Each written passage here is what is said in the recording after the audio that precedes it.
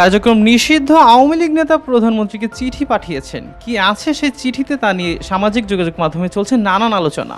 ঘটনাটি ঘটেছে 20 এপ্রিল, তবে এটি কোনো রাজনৈতিক প্যাডে না লিখে পাঠানো হয়েছে ইফতি ইটিসিএল প্রাইভেট লিমিটেড নামক একটি ঠিকাদারি প্রতিষ্ঠানের অফিসিয়াল প্যাডে। ভাইরাল হওয়া ওই চিঠিতে দাবি করা হয়েছে পিরোজপুরের ভান্ডারিয়া উপজেলা আওয়ামী লীগের সাধারণ সম্পাদক ও সাবেক উপজেলা চেয়ারম্যান মোহাম্মদ মিরাজুল ইসলাম প্রধানমন্ত্রীর প্রতি অভিনন্দন বার্তা পাঠিয়েছেন।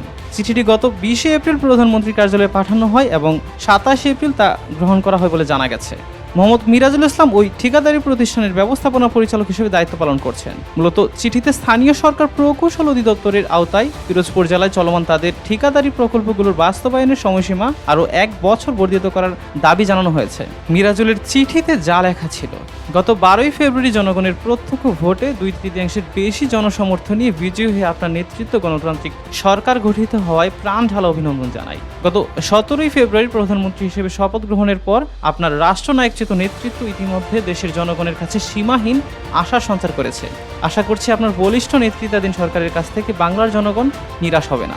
এ বিষয়ে ভান্ডারিয়া উপজেলা আওয়ামী লীগের সাধারণ সম্পাদক মোহাম্মদ মিরাজুল ইসলামের সঙ্গে যোগাযোগের চেষ্টা করেও তার কোনো বক্তব্য পাওয়া যায়নি। তবে খোঁজ নিয়ে জানা গেছে 5 আগস্টের পর থেকে তিনি বিদেশে অবস্থান করছেন। ভাইরাল হওয়া এই চিঠি নিয়ে স্থানীয় রাজনৈতিক মহলে নানা প্রতিক্রিয়া ও আলোচনার সৃষ্টি হয়েছে।